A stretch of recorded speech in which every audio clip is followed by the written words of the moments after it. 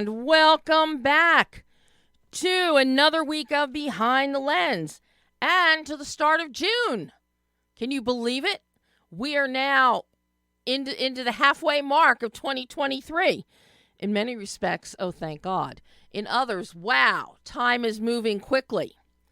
I'm Debbie Elias, film critic, creator, and host of Behind the Lens, where we go behind the lens and below the line with those movers and shakers, the film and TV makers, the producers, the directors, the writers, the actors, the cinematographers, production designers, costume designers, composers, sound editors, sound mixers, film editors, you name it, we talk with them. And we're going to be doing a lot of talking today. I'm very excited. The midpoint of the show, joining us fresh off an appearance at Cannes, PATRICIA CHICA will be with us to talk about her award-winning film Montreal Girls, which just opened in theaters on Friday. So I'm very excited to talk to PATRICIA. I love the film. It's charming. It's an interesting coming-of-age story because it's really a coming-of-age story of somebody in their 20s. And it's shot in Montreal, and it focuses on the artistic community. I really enjoyed the film, and I can't wait to talk to PATRICIA. And with June now comes Emmy Awards, FYC, for your consideration season. And the campaigning is starting. And I am so excited that my FYC coverage this year starts with, as per usual, Yellowstone. Anyone that knows me, if you listen to the show, if you follow me on social media, you know this is the show for me. I'm a diehard Yellowstone fan.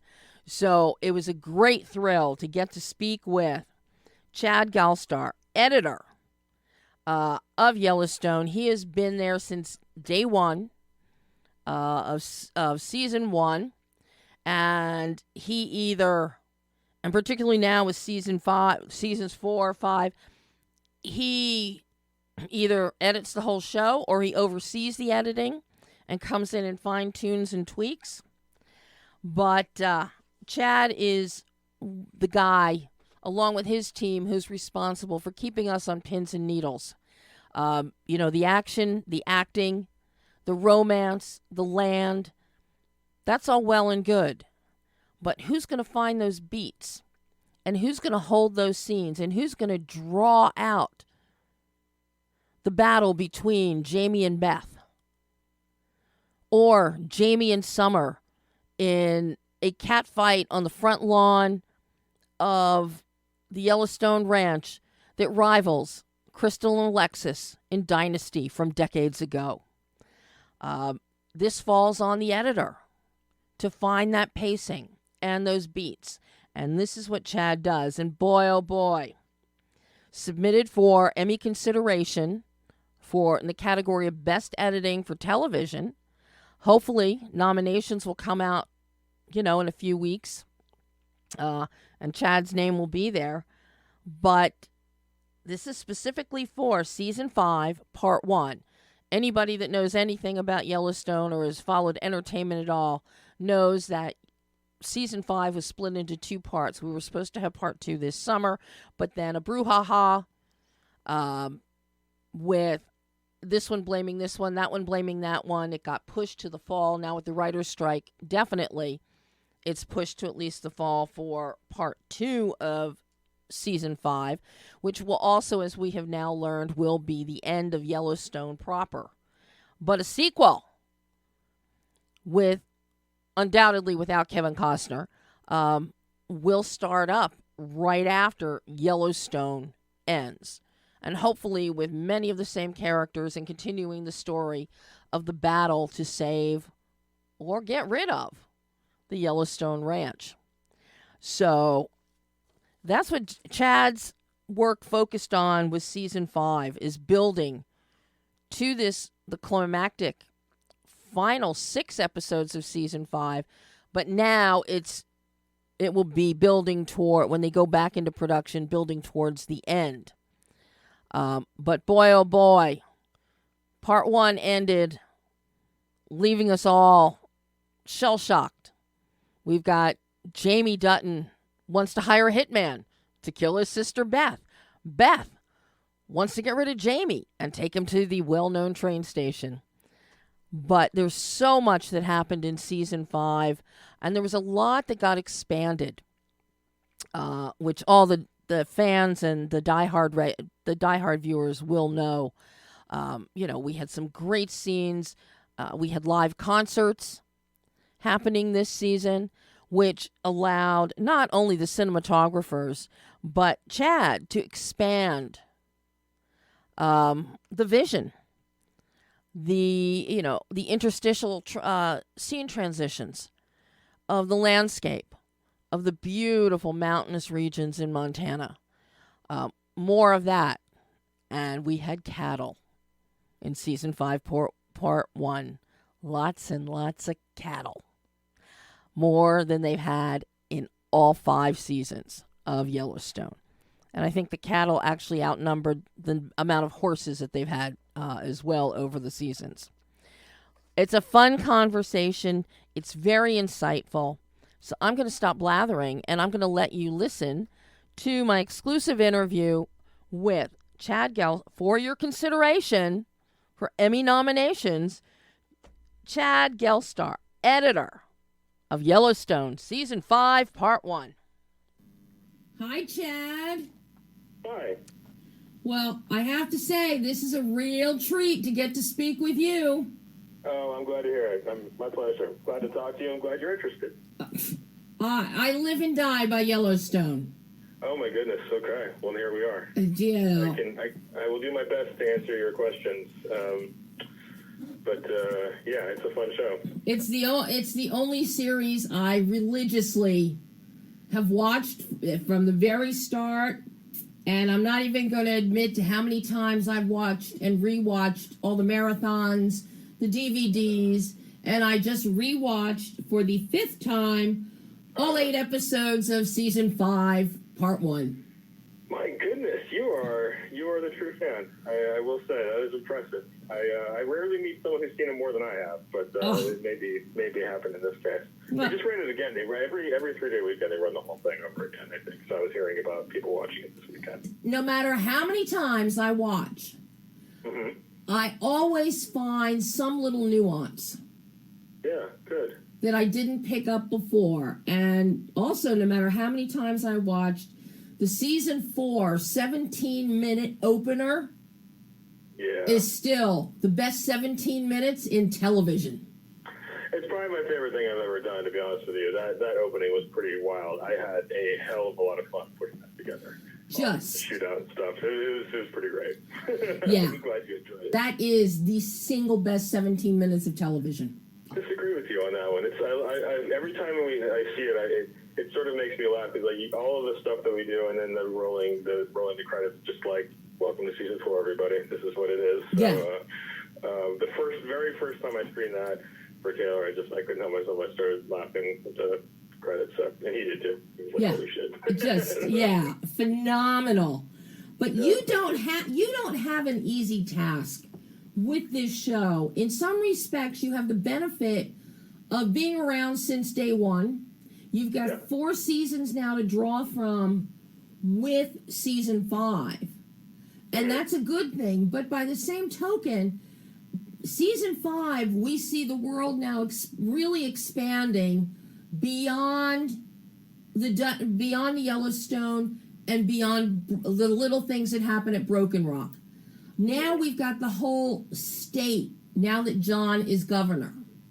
Right. And I see this reflected in your editing, and I'm curious, has the focus shifted at all or just widened? Because the focus is always about the land. That hasn't changed, and everything is built around that. But this year I'm seeing the transitional montages of the landscape. It seems to me they're a little more broad focused now. I can tell you that it's not intentional. You know, the land is as much of a character as anybody else in our show, and so those little interstitial moments, transitional moments you're talking about are very important, because to us it's always, you know, just this subtle reminder, like, this is what everybody wants, this is what everybody's fighting for, what they're willing to die for, kill for, you know, depending on who they are. So, you know, they're all, it's there. So although there's certain, you know, John Dutton's role in Montana has expanded and become more all-encompassing. In a lot of ways, to me, the interstitial moments center us again. They return us to the roots. Like, it's about the land. It's about his ranch. It's about protecting the legacy of the family. So it's also important, I mean, not just for our audience, just as far as the storytelling, we're always going back to what is at the center of it, which is a story about family, you know. And so even as he's governor now, his problems change, but his relationships with Beth, Jamie, and Casey, and Rip, who's a surrogate son, really, in a lot of ways, those are still the most important things. You know, it's what he cares about more than anything that's happening in government. It's all about his position in government is all about maintaining his family's legacy on the ranch. So it's thrilling to have a different vantage point from which to look at the story and the land and the people. But to me, the story remains the same, and what is at the heart of it, the core of it, has remained the same. It looks like we got some new interstitial images this year too, of the landscape, of the mountain ranges. Yeah, we did. There's a few things. You know, every year we go out and we acquire more footage, and some of it is scene specific. You know, I remember, gosh, with the which season was the tracking collars with the wolves? We went out and shot some stuff around that particular area. But we're always going back and making sure that we keep things fresh. And you know, I think very beginning of episode 5 this season, just when they're out on the at the top of one of the mountain ranges, and Beth is, you know, saying that, you know, I hate this. Yeah. But it's just this beautiful different perspective on the land. I don't think we had shot in that particular spot before. So, you know, we're just, and even in episode 1, we're at the Canadian border in that river, in a pretty exhilarating helicopter scene with Casey and a standoff with the Canadian Mounted Police. So, you know, the landscape is rich. There's within Montana, it's kind of like in California, there's a million different environments within that state. And so we are continuing to explore them and keep things fresh and keep showing people new things, just so that the show continues to grow. It's just amazing. And I'm glad you mentioned the Watch 'Em Ride Away episode, because that and going into Cigarettes, Whiskey, a Meadow, and You are just, I mean, you talk about exquisite. The pacing. It's spectacular. I mean, that spot, that meadow that you talk about in episode 6 is just this beautiful location. I want to say that we had, and I may be wrong about this, but sometimes we'll find a location or scout a location and not have a spot for it yet, and then something will come up that Taylor writes, and it's like, oh, okay, now we're going to use this location. It's going to be perfect. So, you know, there's just you always feel like you're discovering something that no one else has ever seen, or showing folks something that no one else has ever seen. And although it's not like the point of the show, it's a wonderful, beautiful byproduct of what we do on the show, is that we're sharing this environment with our audience. And it's just, it looks otherworldly and it's majestic, but it's in the United States. You know, it's just an incredible place. It's the state of Montana. It is spectacular. Tied in there with those 2 episodes of Watch 'Em Ride Away and Cigarettes, Whiskey, and Meadow, we have more cattle this year than I think we've had in any episode leading up, with with the cattle branding, moving the cattle. Yep. And you talk about widescreen. Yeah. It's just amazing with the way it's shot, but also the way you've cut it, so that you don't interrupt the flow of this experience. Right. Well, I mean, thank you. It's nice of you to point out. What's interesting about the way that the show has evolved is that we have gone away from special effects. It used to be in the early seasons we would have to, you know, to get 2,000 cattle, we might have to shoot several hundred cattle and then replicate them digitally. Right. Now we just go get 2,000 cattle, and so it's wonderful byproduct of having, the show being successful and that have Paramount giving us the resources that we need to do that. But what you're seeing is what we have in front of the camera. It's real. It's actually happening. The folks that are doing that work are cowboys, people that Taylor knows or acquaintances of his. The people that are not principal cast, obviously. So you're actually seeing this work as it happens in the real world. And there's the authenticity, which is like the thing that's really most important to us, is evident. And even if folks can't quite put their finger on why, they can just sense it. They sense that they're seeing something real. And it feels, again, just spectacular and somewhat otherworldly, because this is, they're folks that make their whole lives this way and do this work. But we don't really, in the TV world, we haven't really seen it presented this honestly and accurately before. So, and I say that humbly, it's as enjoyable for me to watch as the footage comes in as hopefully it is for our audience when they see it. I've learned so much about cattle and horses and all of that in the years that I've been doing Yellowstone. So I know a lot more than the average person. I know maybe the first 2 pages of the encyclopedia that Taylor knows about it, but I know, it's continuing to learn, and it's fascinating to me. And so we try to make sure that we, within the context of the story, give as much of that to our audience as we can. I think people relish that part of our show. Oh, absolutely. Curious, Chad, because the pacing is so perfect, and you get into episodes like that where we have the surprise of all of a sudden, here are all the cattle. We had this in prior seasons with the fuck it and going up the mountain and the horses. Is it difficult for you when you're cutting, and I'm not talking cutting horses like Taylor likes to do, but I used to work for a lawyer who was president of the Cowboy Lawyers, and he was a cutting champion. Gotcha. So, gotcha. Very different kind of thing. So, yeah. But I do know what you mean. So I got horse knowledge too, just like you. I can tell. But I'm curious about finding the rhythm, finding the pace, where you want to make that cut. We're coming up a hill, we see space, we see the sun, we see mountaintops, and then all of a sudden we will see 2,000 head of cattle, or at least 1,000 head of cattle till we get them all together. So how challenging is that for you? Because I would imagine as you have some of the beauteous shots, you want to sit on those because they're so languid, they're so gorgeous, but then you've also got to move that story. It's really difficult.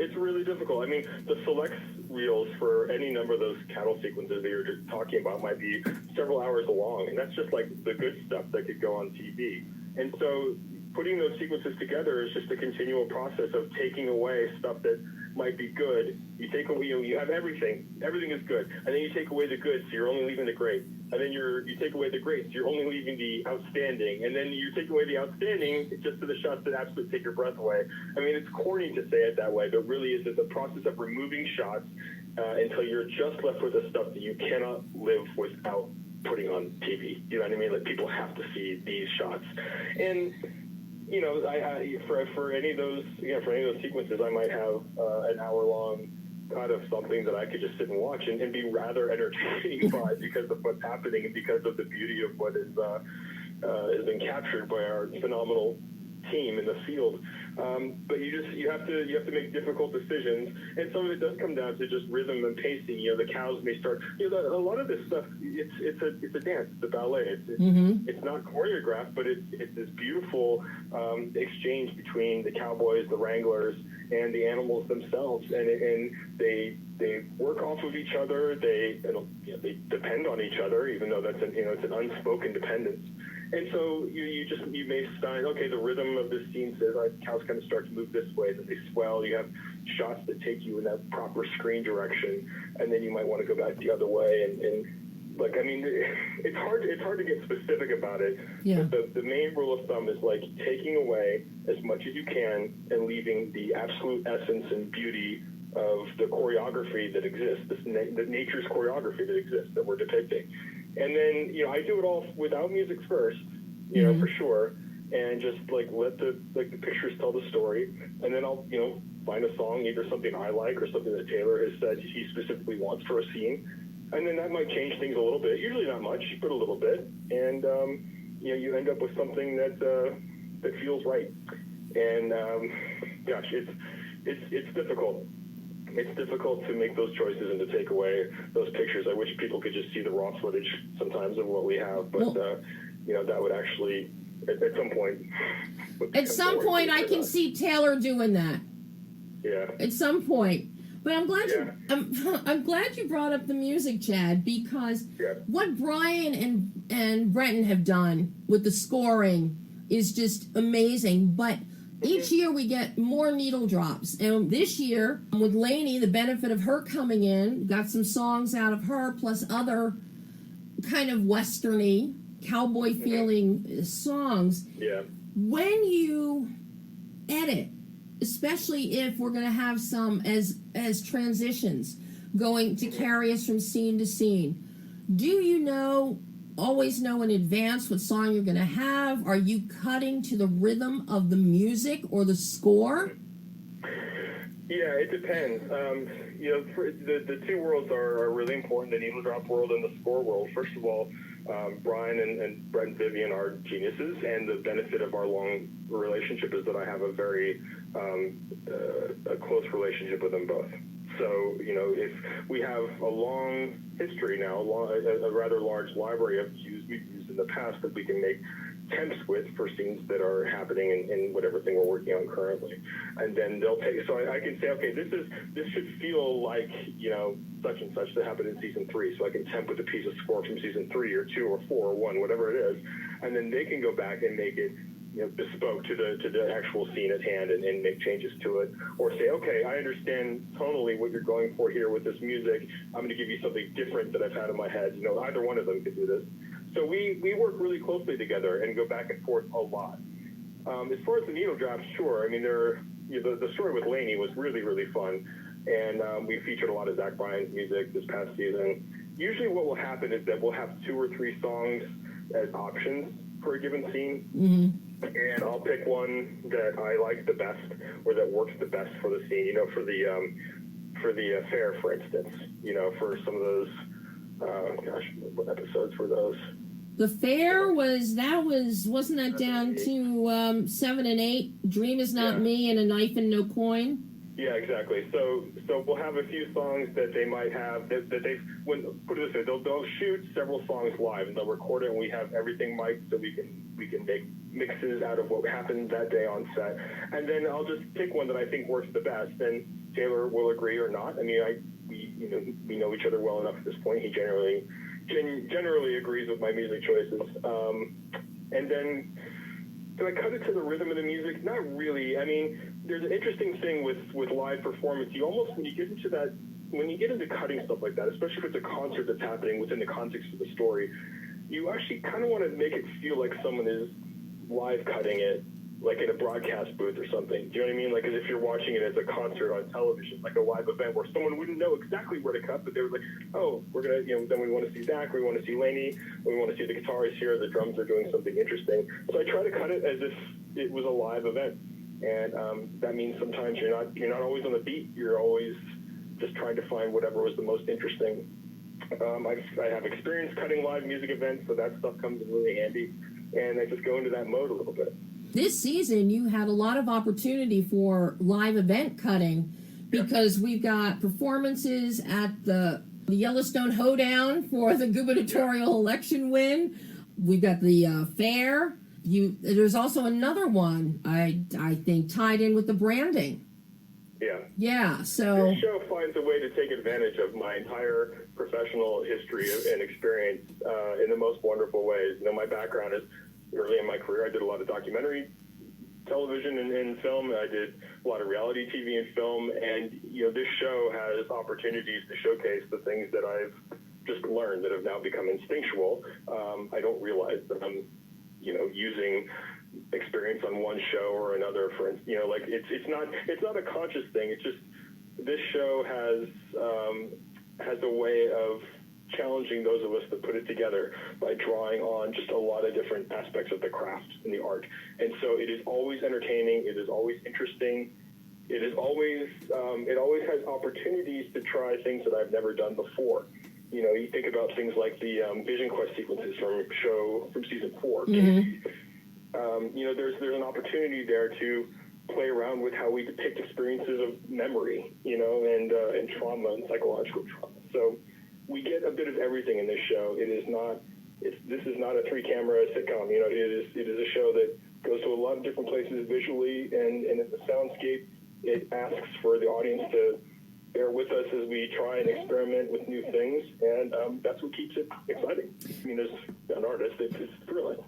Now, you mentioned something fun. This is not a 3-camera sitcom. How many cameras, such as for the opening of 100 Years is Nothing, the first episode of season 5, the inauguration scene, or not even the I won scene before the inauguration? That is some beautiful. The cinematographers did an amazing job. But what I love is how long you were holding. Like the profile shot of John as he goes up there. You pick up the shot on the side with Jamie looking miserable as Jamie does. And then, of course, we go into the swearing-in ceremony a couple days later. And just the way you were holding those shots and letting them breathe, just spectacular, Chad. Well, thank you. Again, I appreciate you noticing all of that. And it's designed in, thankfully those shots existed, but I think what was interesting about that inauguration, I just had this idea as I was, I spent a lot of time in the outside edits with the sound, and sound is something that is fun for me to experiment with. I have a background as an amateur musician, the first half of my life, so enough to where I have a conversational, or a pretty easy way to converse with our composers about music and all that. No, I'm not the professional that they are with it. But the idea with the inauguration was just to get as deep inside of John Dunn's head as we could.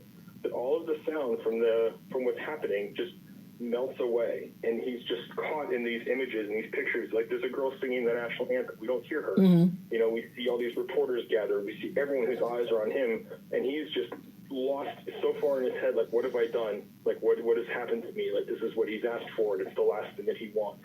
And there's this little, bell that starts to ring, the symbol of time passing, like the inevitable march forward of time. Like, you can't do anything now. You're stuck here. You have to live with it.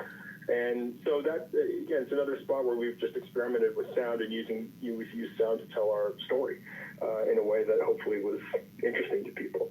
Holding on those shots for a long time, that's part of the language of what we do. Something that Taylor likes, something that I like, and you don't always have to cut away. Sometimes a person's face is telling a story in a way that is really interesting.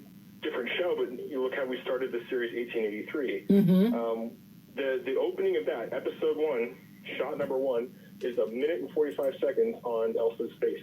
We do not cut away, and it's almost 2 minutes long, and it holds your attention that entire time. So I think we're always looking for opportunities to let the characters' faces tell the story, to let the story just unfold in somewhat real time when we can, and not be afraid to hang there and just watch things happen, as long as they're interesting. I think one of the great examples of that, where we're seeing the faces, again, some great camera work with a lot of Dutching. So it really gives us a power play perspective, where you're jockeying between the Broken Rock press conference and Jamie wanting to impeach John. And that cutting was rapier, Chad. Rapier. Well, thank you. That was one of the few. Most of what you see in Yellowstone, even the way scenes progress, was scripted. That was not. That was something I just tried and that Taylor liked. So yeah, there was an opportunity there to play those two scenes against each other, and I'm very pleased with how that turned out. Jamie's character is this interesting guy. He's part of the family, but he's also a villain in a lot of ways. And so it's to me, he's a really fun character to experiment with and to play him against John or the what's happening over at Black Rock. And so that was one of those. Hey, let's try it and see if it worked, and it just kind of worked out. And we were all really happy with it. Now you've also introduced. It started at the tail end of season 4, but also we've got some here going in season 5, transitioning, incorporating the double sixes. Yeah. How is it? Because that's like, it's really setting it up for the Double Sixes series that's eventually going to come. Yeah. Yeah, that place is pretty magical. I actually spent a lot of time out there. I travel to Taylor quite a bit to work with him in person, and it's either at his main ranch or it's at the Sixes. And so it's a beautiful place with a lot of fascinating people. We do have a story to tell there. There are a lot of stories to be told there. Jimmy's character, Jimmy, and his now wife have made their way there, and so I don't know what happens in that story in the series because I'm not sure that that's been determined. If anyone knows, it's just Taylor at this point. But it's a really, really rich world, and it's a very different looking place. It's got a beauty that is more flat and barren, but when you're there and the way that the sun hits those buildings and the land, it takes your breath away. Every bit as much as it takes your breath away to see those same things in Montana. So I love the visual contrast that place has as opposed to the main Yellowstone ranch. And I'm excited to see what happens there. It's a really fun place. Those cowboys are the real deal. The folks that are there doing that work are the real deal. Watching them in person, it just feels you're watching magic in front of you. I can't think of a better way to describe it. And I also noticed that it's at a slower pace. The edits, you're holding more. It's much slower. It doesn't have the kinetic energy or the freneticism of Beth and Jamie. For sure. I mean, it's a different. And I don't even know how much of that is conscious. I feel that it's not, but it's what the footage tells you to do. Or in my case, what I feel like the footage is telling me to do. The pace of life there is very different. It's for as much as we're in Montana, Jamie's life, Beth's life, it is, compared to the Four Sixes, it's big city stuff. So, just the way that the landscape out there, the way that you breathe out there is different. I find myself taking slower breaths and just looking around, and it takes, you just take a long time to look around the horizon and see what's out there. And if you see a car approaching, it takes a while to figure out who it is, or if you see horses approaching, who's on there. You just take more time to notice things, to experience things. So again, at the risk of sounding corny, perhaps that's the feeling that leads to that type of editing. I don't know. But I do know that place has a really special feel to it that makes you just want to stop and look around and be at peace.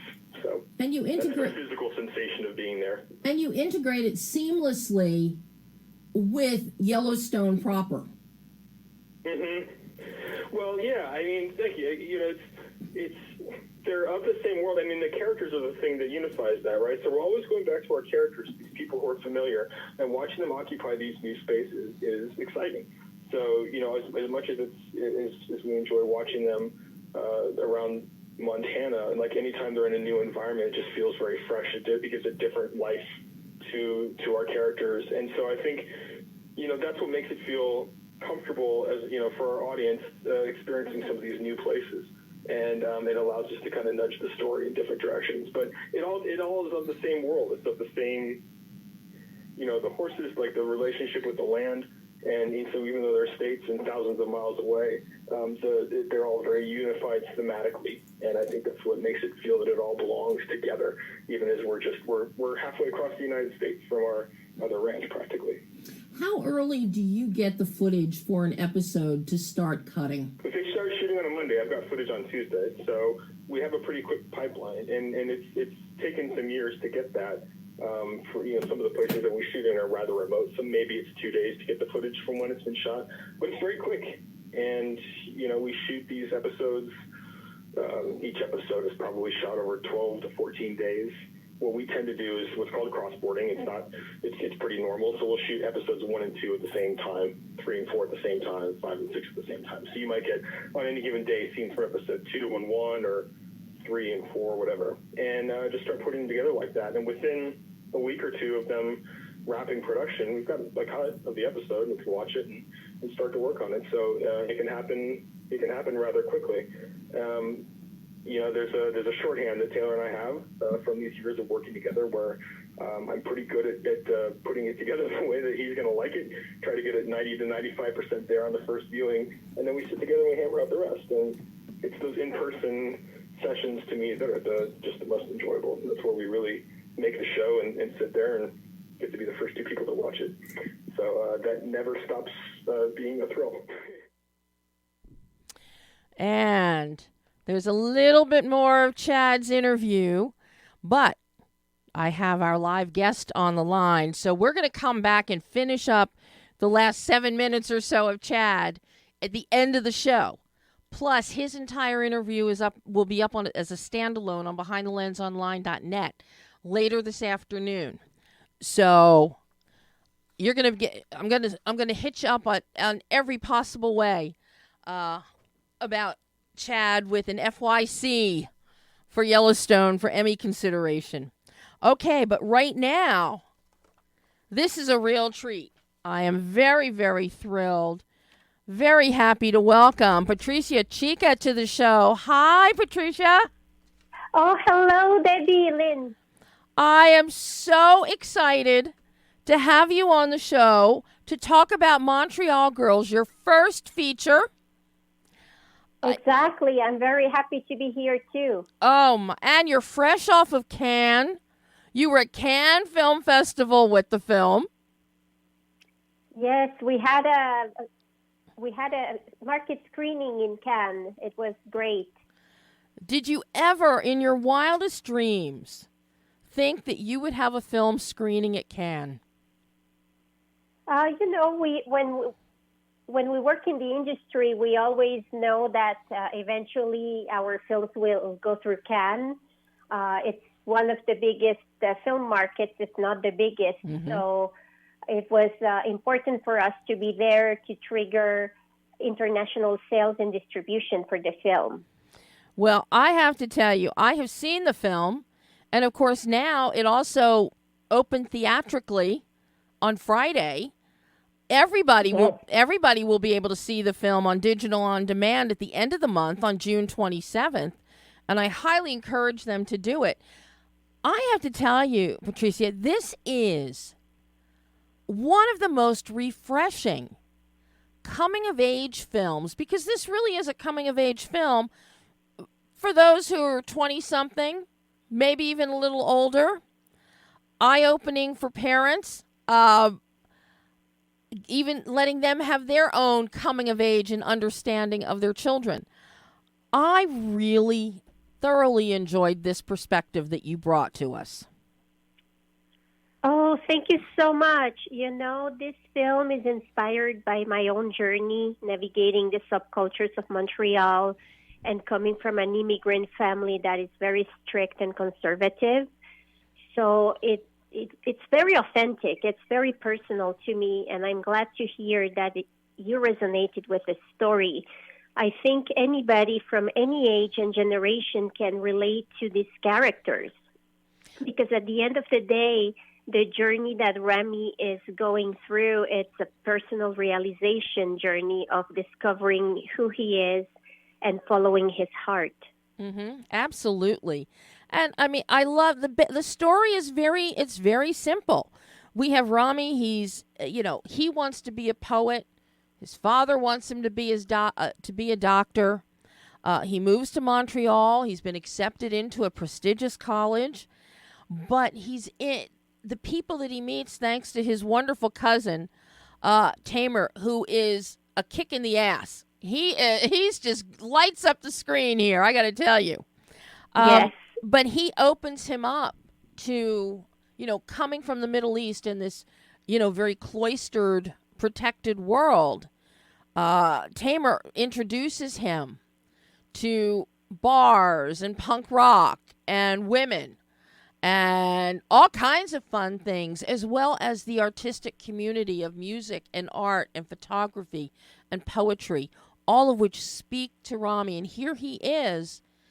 And you see, and this is a testament to Hakeem Brahimi, who plays Rami, a testament to him, because we see the internal confusion come through on his face.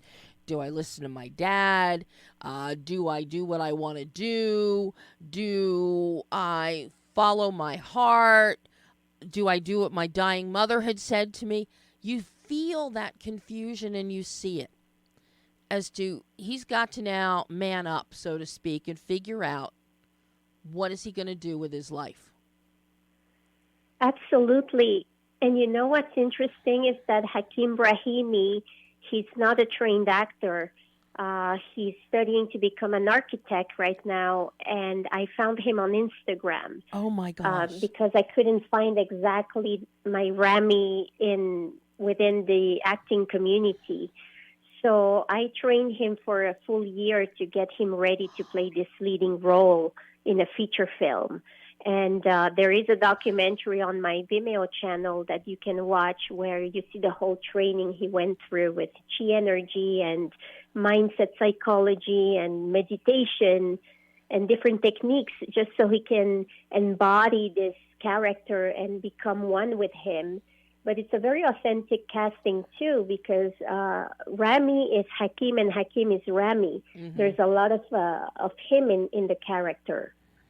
What I love about watching Rami, and it's something I think that it made me think about when I first, came out to California, and I was in my very early 20s, and he had this, as he goes into this club with the punk bands playing, and he gets this wide-eyed, the childlike wonder of, oh my God, your eyes get big as saucers. It's like, wow, is this what I've been missing?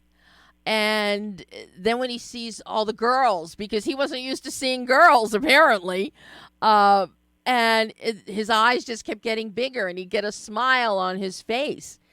And I think everybody at some point in their lives can relate to that experience of the world opening up. And it's like you're a kid in a candy store at that point. I want to do it all. I want to see it all. I want to experience it all. And then you have to learn there's a price for that. And he just conveys that so perfectly. Perfectly. Yes. I mean, the reactions we captured during the filming, for example, when he sees the two girls kissing, it was the first time in his life that he saw two girls kissing, and it was on set. So his reaction of astonishment and to be marveled by all these characters, this bohemian, artistic, wild, and open-minded, free-spirited girls, it was a true reaction. It was almost like filming a documentary with this young actor. So that's why I believe people feel the emotions. When he cries, he was thinking of his dead grandmother who had just passed away before the shoot. So a lot of the scenes resonated strongly with him, and it transpires on screen. It really does. But then you also surround him with incredible talents. Jasmina Parent as Desiree, she is spectacular. And the minute that I saw Hakeem and Jasmina on screen together, they have such a connection. I really want, it's like, oh, please, please, please, go. Tell me you want to go out with Desiree. Tell me you want to go out with Desiree. Because they just complement each other so well. Versus Sana Assad as Yaz, very exotic, very mysterious. And even though you've got Rami just lusting for Yaz, it wasn't quite the connection, the true emotional connection that you saw immediately between Rami and Desiree. So it was a really interesting dynamic watching them. And I can't believe that that your casting was such that you have this great triumvirate. And then you throw in, Jade Husani, who plays Cousin Tamer, he's a kick in the ass. He is, he's the one that really is a catalyst for so much, but also a great sounding board for Rami. And you just did a great job. Absolutely. Jade Hasune really understood the dynamic of being a punk rocker with a heart. to being harsh, but being kind and protective. So playing that very contrasted dynamic with his younger cousin, he really shines in the film. We get a lot of feedback from audience members that Jade really was a stellar performance, and she's a supporting actor. So I'm very proud of the cast. It was highly, highly curated, and a lot of attention was put into being authentic from the culture, from the region, the accents of each character, their personalities. It was very important for me to have that cultural diversity and representation on camera. So I believe those connections were fostered also with the rehearsals we did, and connecting actors with energy and with just building up the bubble of connection was something that we worked very hard on. Well, and the authenticity of the diversity here, you've got cultural diversity, language diversity, gender diversity. I mean, you got everything in here, and everything is so fluid, but so authentic. And you've got French being spoken, English being spoken, Arabic being spoken. And what's so beautiful about this film, and I think it's the hallmark of and a testament to you as a writer and a director and what you have achieved, is that you don't even need to read the subtitles, because your actors are so compelling in their performances. You don't need to read the subtitles to get the gist of what they're saying, just based on body language and vocal inflection and cadence. And that's a beautiful comment. Thank you. That's something that I always look at. When I can understand and feel what is unfolding, and I don't have to look at subtitles, it applies to foreign films. It applies to a film like this. That, to me, is the hallmark of a good filmmaker who knows what they're doing, in your case, in what she's doing. And that's done through your impeccable casting, your solid script, and and I think all the rehearsals that you did, it really pays off. And the fact you wanted to stay true to everything, to the cultures, to the dynamics, to the community. And it's so refreshing. That's one of the biggest refreshing elements in this film. Just so well done. Oh, thank you. Thank you so much, Debbie, because it means a lot that people receive the film as intended, and that immigrant people from the diversities and the communities can also recognize themselves on screen. It's very important to me as a filmmaker to bring that to cinema. Well, you've definitely achieved that here.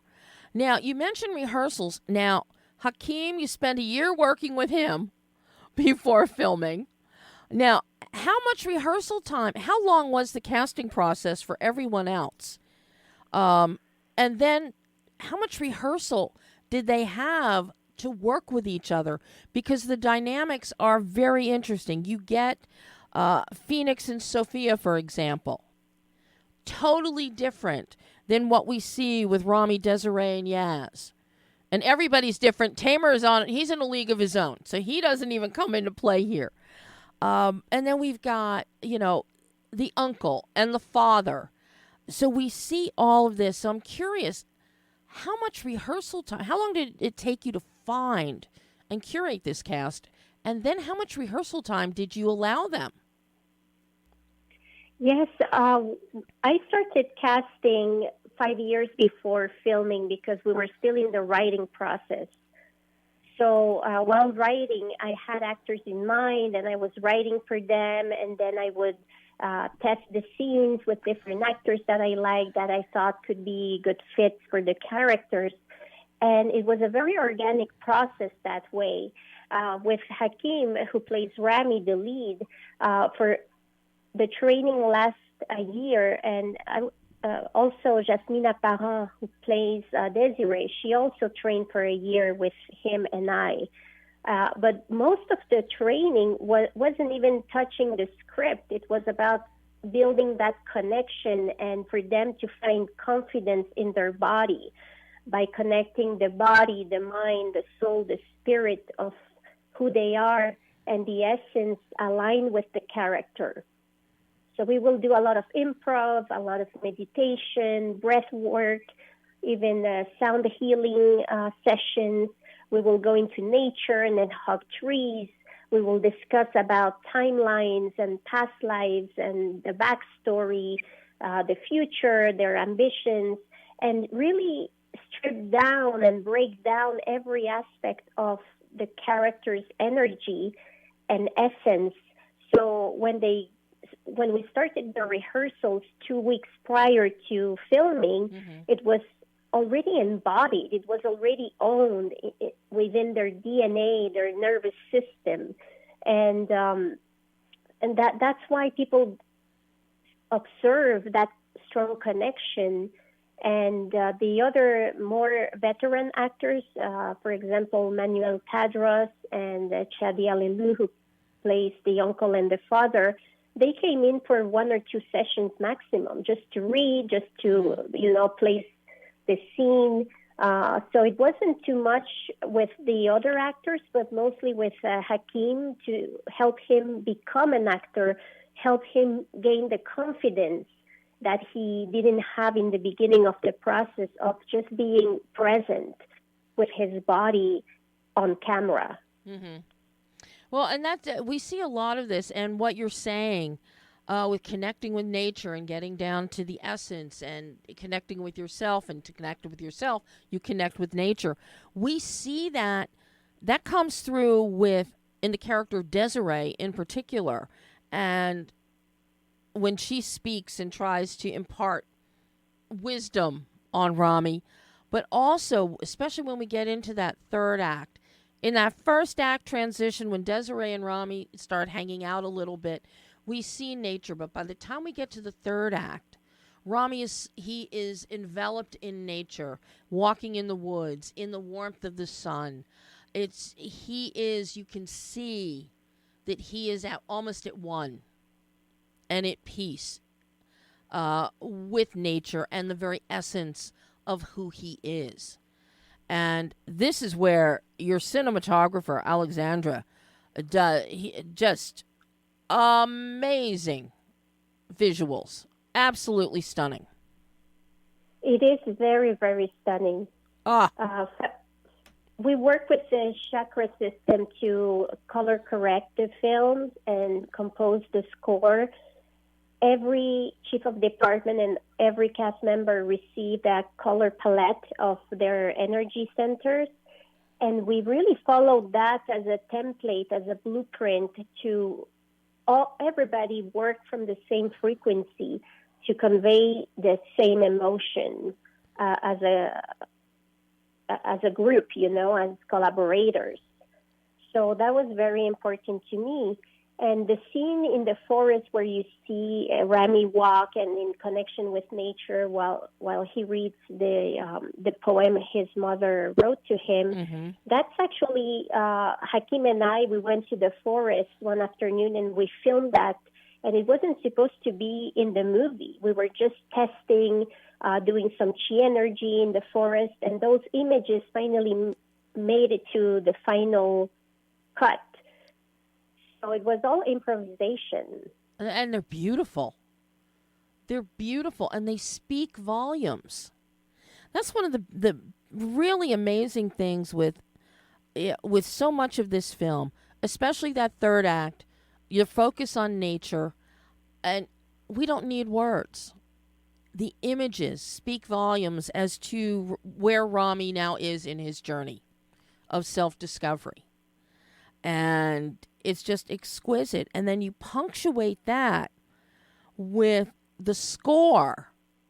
The score itself is beautiful. It's a very subtle undercurrent. Some of the instrumentation is exquisitely done with just simple, soft piano or some very soft strings. And that is a great contrast to the punk sound of Tamer's band and the loud screaming that comes with punk. And it just, the score really embraces and embodies that connectivity and that essence of finding oneself. Whereas the punk sound really is like the journey of going through heaven and hell to find yourself and find your path. It all is just comes together so beautifully, Patricia. Oh, thank you so much. I love your analysis of the film. It's so accurate and very heartfelt. So thank you for taking the time to notice all of those details. You know, let's start with your cinematographer and working with Alexandre. What were your considerations visually when you were shooting? Because you're very judicious in your use of extreme close-ups. You primarily stay with a mid-2 shot for the bulk of the film. And as I said, very judicious in your extreme close-ups. You do get some beautifully framed images, such as the one between Yaz and Rami outside with the brick wall behind them, outside the club, brick wall behind them, that becomes one of the still photographs in Desiree's exhibit. Just what were you looking for from a visual standpoint in terms of your visual grammar? For me, for sure, faces. And I always told my cinematographer, Alexandre, that the eyes of the actors are the windows to the soul, and the story could be told just by looking into their eyes. So that was an element that was very important for me, and we lit the eyes.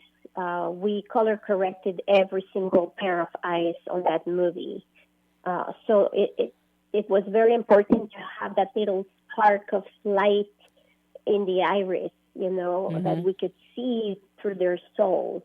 And the composition was always something that I worked in my mind before the filming. So I came with storyboards and sample images that I pulled out from the internet, or images I took with my phone, and I printed them of exactly the framing I wanted. But at the same time, Alexandre, he's so talented, and he had also a great keen eye for framing and texture. And the common thread of everything visual was always see it through the eyes of Rami. He's a new immigrant who just arrived in Montreal in a very different city. So we have to film Montreal through his eyes, his perspective and point of view of being marveled, being curious, being surprised, astonished. The curiosity of his point of view was something that was the guiding force throughout the whole camera positioning and the angles and the lenses we used. I mean, what did you shoot this on, if I may ask? Yes, we shot it primarily with the Arri Alexa, because we had a lot of night scenes, and it's a camera that really captures low light very well. And in some scenes, we had so many characters that I requested a second camera to be filming at the same time. But because of the budget limitations, we could only have another camera, which was the Red. Epic Red, and we matched the Arri Alexa and the Red in post-production, so you couldn't see the different textures. Wow. And the one I filmed the dream sequence with myself was the Sony A7S, a lighter camera that I could hold myself in the forest. Absolutely wonderful.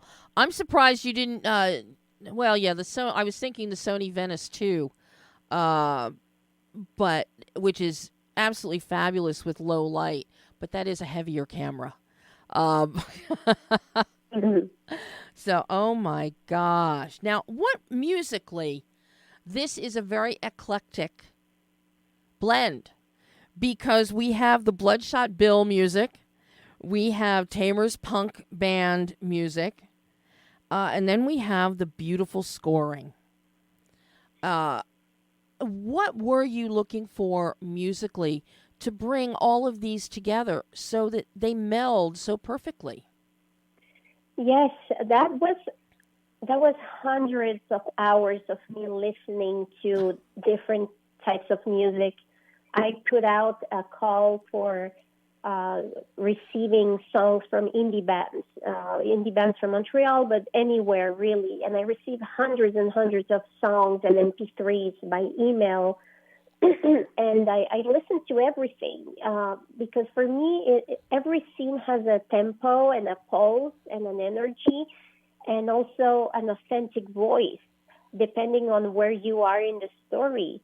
And I worked with the composer Suad Bushnak, who created the score, the instrumental score. Mm-hmm. And my partner, David Diaz, who is a musician, he composed all the punk songs that Tamer sings. And I also composed one song myself for Tamer. And we just wanted to create exactly what the vibe of the scene would be.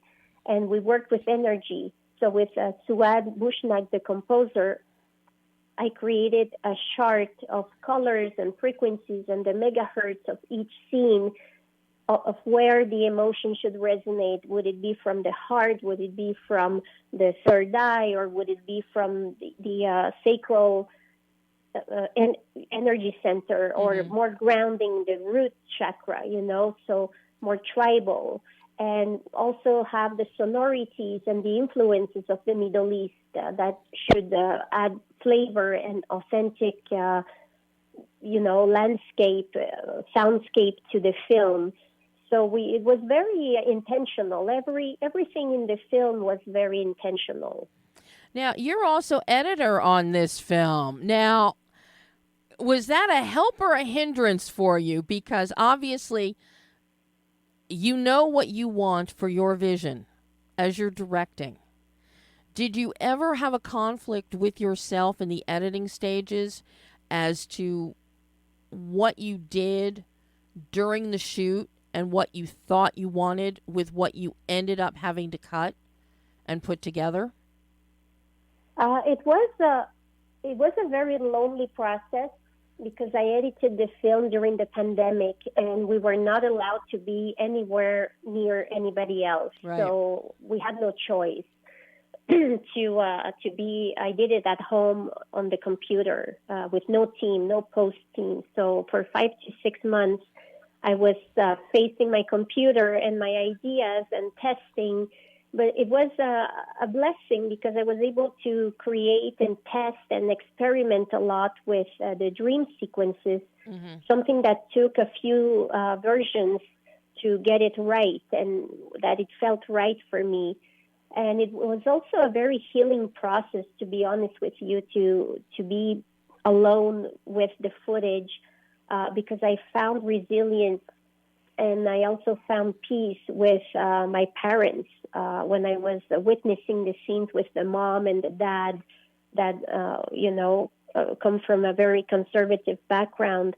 I was able to find the peace within me to say, finally, even though I struggled growing up in a very conservative family and I suffered from not being able to make my own choices or, going through a journey that I decided on my own, it just gave the result of putting this film together. And for me, it was almost like to forgive myself, not to have had my coming of age in my 20s, but to have it more at my age now, in my 40s, was very healing. So I think it was a blessing more than a hindrance to be the editor. So you waited to edit till you had all of your footage, though. You weren't editing as you went. I didn't have all the footage, and when I had a rough cut that was pretty polished, I knew that I was missing some inserts and some nature shots, and and things like that that I added in the edit that were not in the script. So we went back to do an extra bit of filming after, just to complete everything. Mm-hmm. Now, this is your first feature directorial, writing, directing, editing. You've done shorts in the past. What was the learning curve like for you, if there was one, going from shorts to a feature? Oh, it was incredibly huge. Just working with a larger team that was very unionized, that I had to respect schedules. The money wasn't coming necessarily out of my pockets where I could make the final decisions on set. I had to answer to producers and financiers, and, so a lot of limitations that really made me think outside of the box on how to find solutions, because the unions, the associations, the guilds, they do not allow certain things that we could do more on a short film, for example, when you're shooting in your own backyard. Yep. So it was that was the biggest learning curve for me. So now that you've gone through this and the film is now coming out, so everybody gets to see it, what did you learn about yourself as a filmmaker that you can now take forward into future projects, future feature films, I hope? Yes, I learned that working with professional actors is much easier. That's something I want to really explore in my next features, is to have like really veteran, seasoned, experienced actors.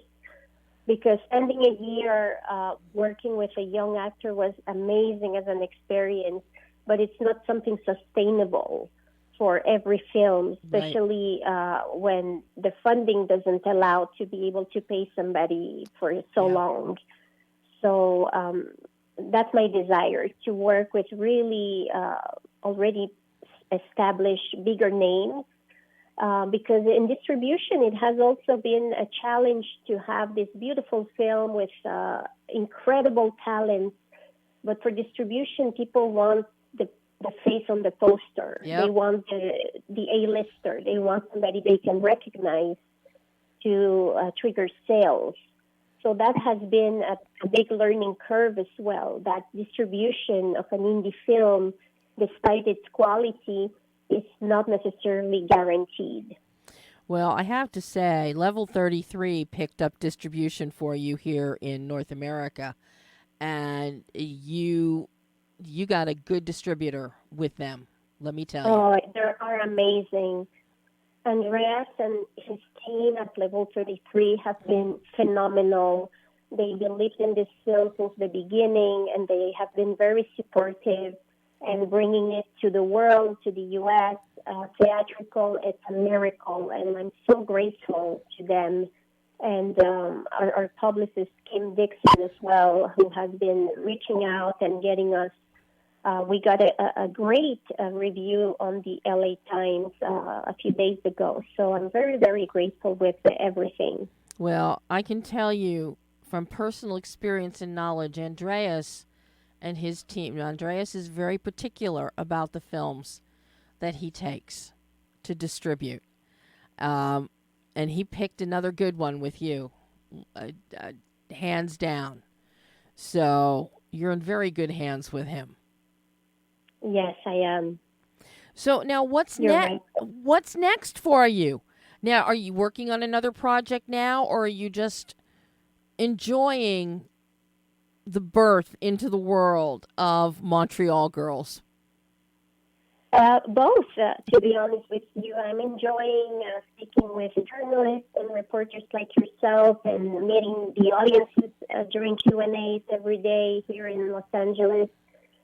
And I'm preparing 3 other features that are different stages of development. So, in the next year or so, I'll be filming the second feature, and I'm very excited about it. And will you be shooting in Montreal again? that's the intention, to film in Montreal. My team is there, and we have great tax credits and incentives. And, the dollar exchange makes sense, too. And you've got to look at that dollar exchange when it comes to filmmaking. Absolutely. The almighty budget. Oh, Patricia, this has been so wonderful to have you on the show to talk about Montreal Girls. As I said, I love this film. It is so charming. It's something everybody can relate to. At some point in their life, we've all gone through a coming of age of some sort. And you really showcased it beautifully. As I said at the top, it's refreshing. The POV and the way you have presented this, it is refreshing. It's not the run-of-the-mill coming-of-age story that we see. And I can't recommend it highly enough for everybody to catch it, either in the theater or at the end of the month when it's on digital and on demand. Job so well done. Thank you so much. This has been a wonderful conversation. And for anybody who wants to know more about Montreal Girls, feel free to follow us on Montreal Girls Movie.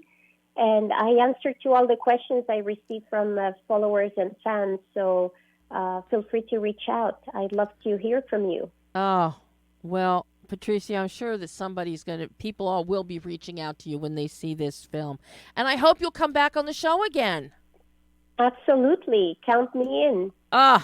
Patricia, thank you so, so much. And you have a great first theatrical week of Montreal Girls. Yes, thank you so much, Debbie. Thank you for this great interview. Oh, thank you. Bye-bye. Bye-bye. And that was Patricia Chica, writer, co-writer, director, editor, Montreal Girls. And honestly, people, I didn't know what to expect when I sat down to watch the film, and I was totally charmed by it. It is, and I don't want to overuse the word, but it is a refreshing coming-of-age story of cultural differences, commonalities, just so well done. And I can't wait to see what Patricia, after seeing this as her feature directorial debut, I cannot wait to see what she brings us in the future. So, all right, Pam, should we hear the rest of Chad? Pam's nodding. Yes. All right, so we're going to bounce back to the world of Yellowstone and pick up with the last few minutes of my interview with editor, for your consideration for Emmy nominations, CHAD GALSTER, talking Yellowstone Season 5, Part 1. Now, does Taylor give you the scripts in advance of shooting so you know what's... For sure. yeah, I've read everything before it shoots. And so, one of the things that we'll do is, we'll have second unit off shooting B-roll for specific locations. One of the things that we talked about earlier, how we refresh our aerials and make sure that we've just got, we're updating our scenics all the time. If we know that we're going to be in a town that we haven't shot in before, we'll send a team out there, and they'll shoot the buildings, the streets, the cars driving by, and get all that stuff. So we're planning for all of that oftentimes before we've actually shot whatever scenes take place. Jamie's house, where Jamie lives, was a different location for us this season, so we had that's advanced work there. That utterly shocked me. To see that's where Jamie now lives. Jamie with his delusions of grandeur. And that's where he lives, in a neighborhood 2-story house. It's the neighborhood, sold his ranch. I mean, he was, it's just his, and I'm speaking for myself now because I've never actually talked to Taylor about this, but he still wanted to belong in the ranch in with his family. And then he's always been this family outsider. You can find out, that biologically he's an outsider, obviously, which is a big thing that happened.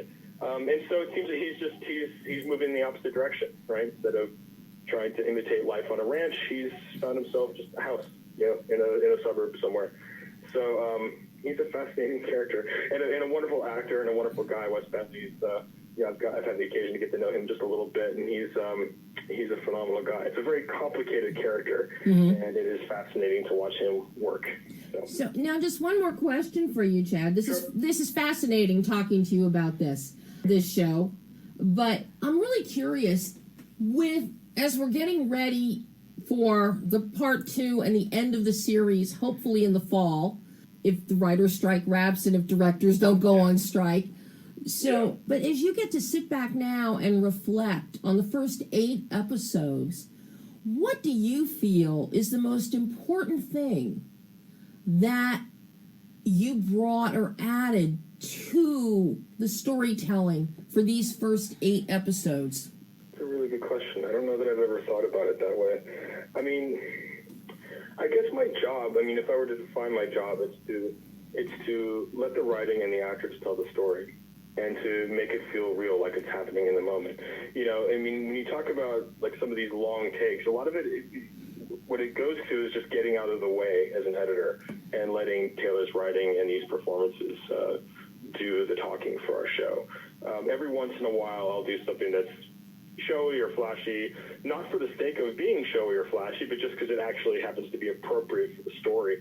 But it's a show that I find my responsibility is just to communicate, let the words come across as effectively as they can, to find the absolute best performances from these actors, and to not draw attention to myself and my craft. And there are hundreds of us that work on these shows, and everyone has, I think, that same attitude that the final product is more important than any of our individual jobs. And so I certainly see it that way. If someone comes away from a Yellowstone episode talking about the editing specifically, I've probably done something wrong, with a few exceptions. Again, we could talk about the Vision Quest, beginning of episode 1 of season 4, a few places where it just draws attention to itself in a fun way that I don't think detracts from the story. But by and large, this is just it's Shakespeare on a ranch is kind of how I think of it. And so I just try not to get in the way of what's happening. And I am as big a fan of this show as I think as anybody else. And the crafting together of it doesn't take that away from me. I have a job to do, and then I sit back and watch the episodes, and I'm just excited by the finished product. Well, I'm waiting to see if we get a high noon moment between Beth and Jamie, and who's going to draw first and who's going down. I can't wait. We're all excited. Look, the strikes and all that are difficult. None of us want that to be happening. We're all anxious to get back on the ranch as soon as we can. But for what it's worth, like, we were making the show for a couple seasons. It had a nice following, and then it exploded and became this phenomenon. And that's given it a different life, and it's been really fun to be a part of that. It hasn't changed how we've made it. It's still the same show to us. And I'm just, if you're in the business of entertainment, there's nothing more gratifying than people wanting to talk about the show, people watching the show. It's really thrilling. So I'm grateful for everyone that's come along, and I'm hoping to stick with us for another few months until we can get part 2 out there. Then, stick with whatever comes after, since it's already been... more coming. Since, we're going to have another show now that supposedly is going to pick up after this one. So there will be another show. So I'm excited about that as well. And within Taylor's world, there's always a lot of stuff happening. So there's never a dull moment here. And I will be watching, and hopefully we'll get to chat again, Chad. Anytime. I'd love to. I enjoy talking to you. Thanks for having me. Thanks so much, Chad. You take care. Bye-bye. And that was Chad Galster, editor, Yellowstone. So, Emmy nominations will be coming up when you're voting. Remember, for your consideration, editing for Yellowstone. And of course, in my world, everything for Yellowstone. Yellowstone definitely deserves more Emmy acknowledgement than it's gotten in the past season. So hopefully we'll see something great happen in the coming weeks. So that is all the time we have today. Yes, we went way over today, of course. Next week, we've got another wonderful guest for you. And I got news for you. I'll tease you right now. At the end of June, we're having a very elemental guest joining us live. One of the actors of one of the principal characters in Pixar's upcoming Elemental. So, stay tuned for that. So, as I said, that's all the time we have today. But we'll be back next week. In the meantime, I'm Debbie Elias. This is Behind the Lens.